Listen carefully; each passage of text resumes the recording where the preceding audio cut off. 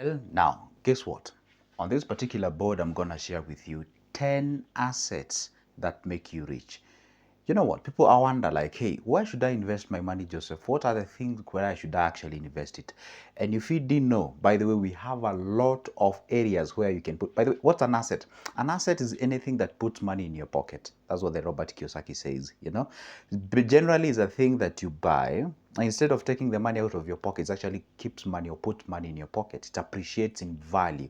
Can either be a what do you call that, paper appreciation, or can be an appreciation whereby you can realize that profit at a go. Or what you need to know, hey, listen, these are 10 assets. Maybe the first one you may not love it. Maybe the seventh one is your best. Maybe the ninth one is your best. So what you need to do, stay put, watch this video to the end, take your time, and as always, don't forget to hit that like button. Make sure that you subscribe if you have not. By the way, I've realized 45% of you who are watching my videos, you just watch my videos and you never subscribe. Oh, come on. Don't do that, okay? Go ahead and subscribe, turn that notification bell so that you'll be notified whenever I upload a new good video. Let's get into the business, okay? And I have my phone here as a backup, so I'm going to be checking it here and there, okay? So when you see me using it, don't think I'm chatting. Anyway, the asset number one, as far as the investment is concerned, this is where we go step by step. The first investment is something called MMF. That one we've talked about like a million times, okay? By the way, if you ask me, this is that investment that I would tell you, invest into that investment right now because of its nature. Go ahead and invest into that particular thing. It's under the mutual fund. In your country, maybe probably it's not known as MMF or money market fund. It's not known as maybe like something like a mutual fund or something of sort, or maybe unit trust. Although unit trust and mutual fund is quite of a different thing. So you can go ahead and be able to invest on that particular thing. All right? Are we together on that?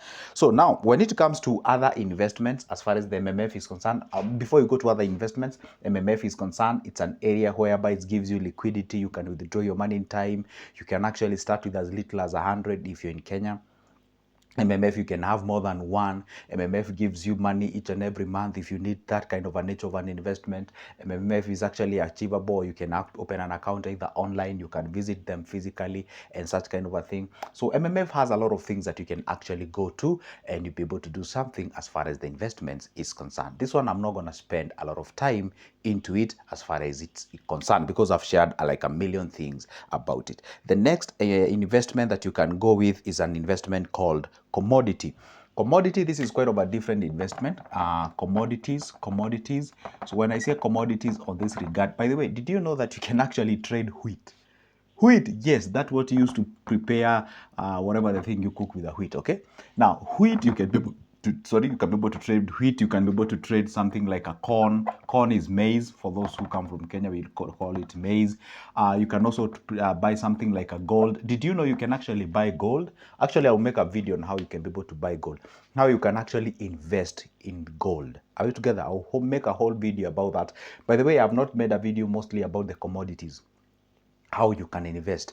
God willing, I'll make a video explaining to you how you can be able to invest on gold.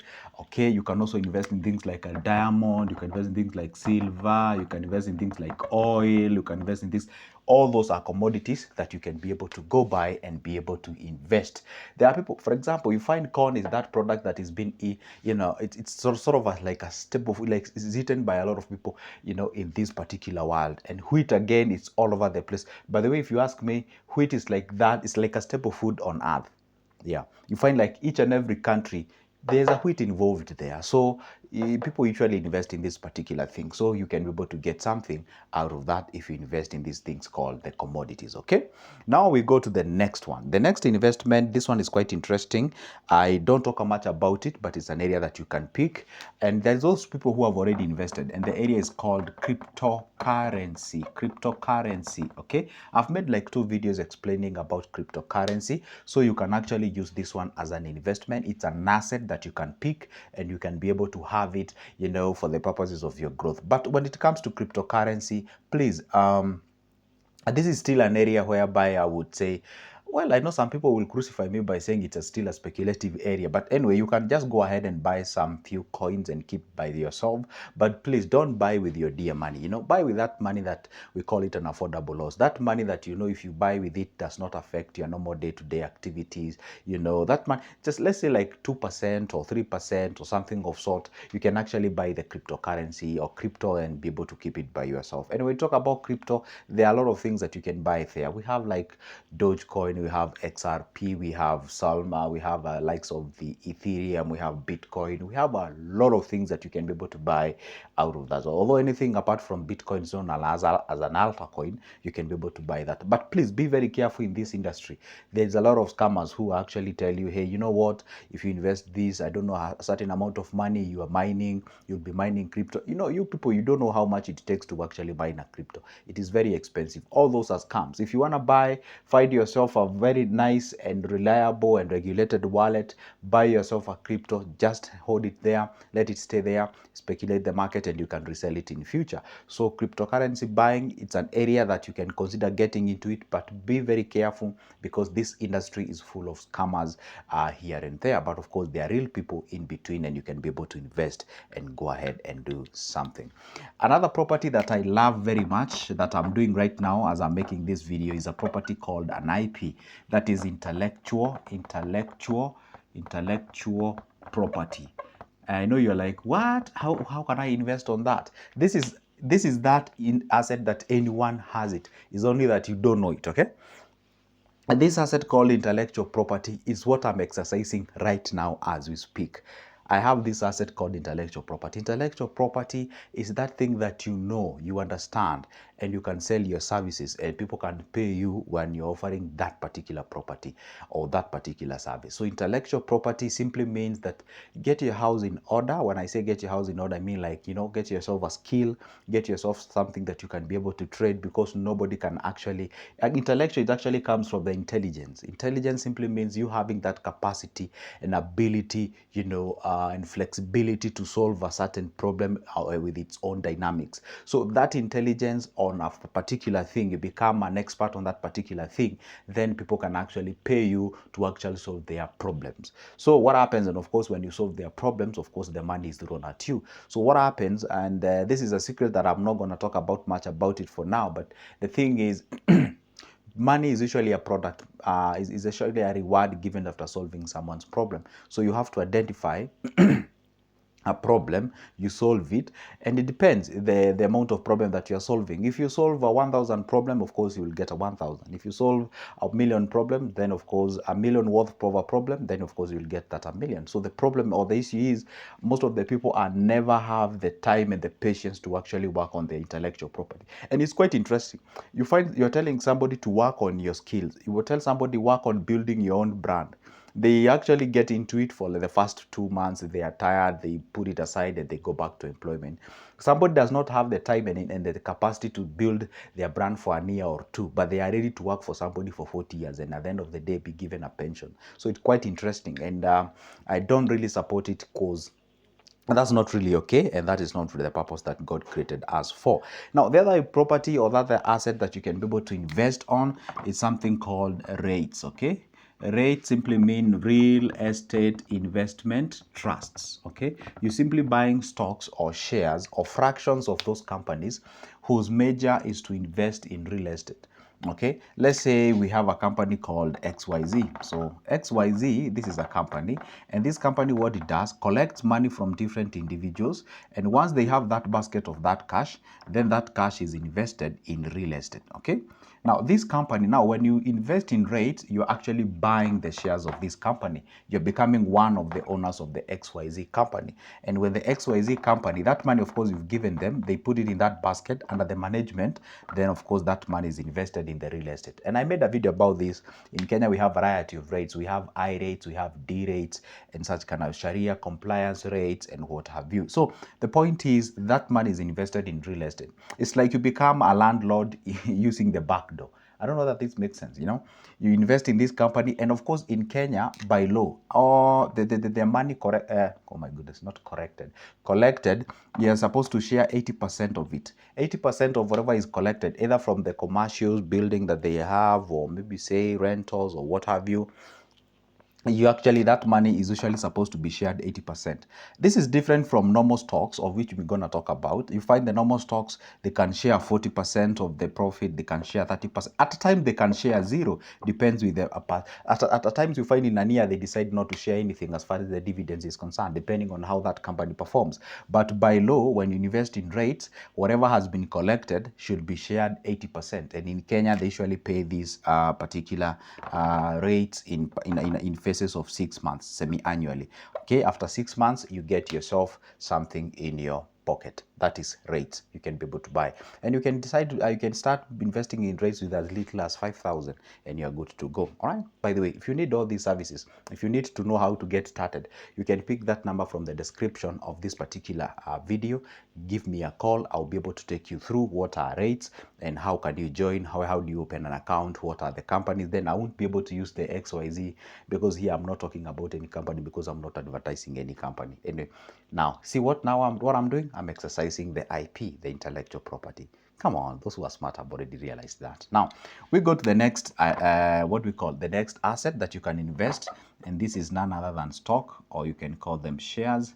Others call them equities. Okay, equities. Okay, now when it comes to that, this simply means you buying shares of a particular company. This one does not need a lot of introduction.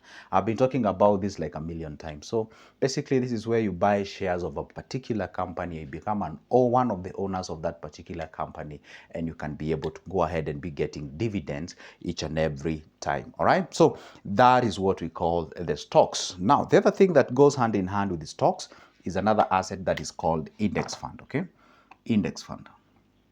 Now, when you talk about index fund, this one they are synonymous with ETFs. Yeah, ETFs. Yeah. Now, what happens? The ETF is the one that monitors the performance of an index. Now, when it comes to index fund, it's slightly different from the stock. Stock is when you buy a particular company, one company.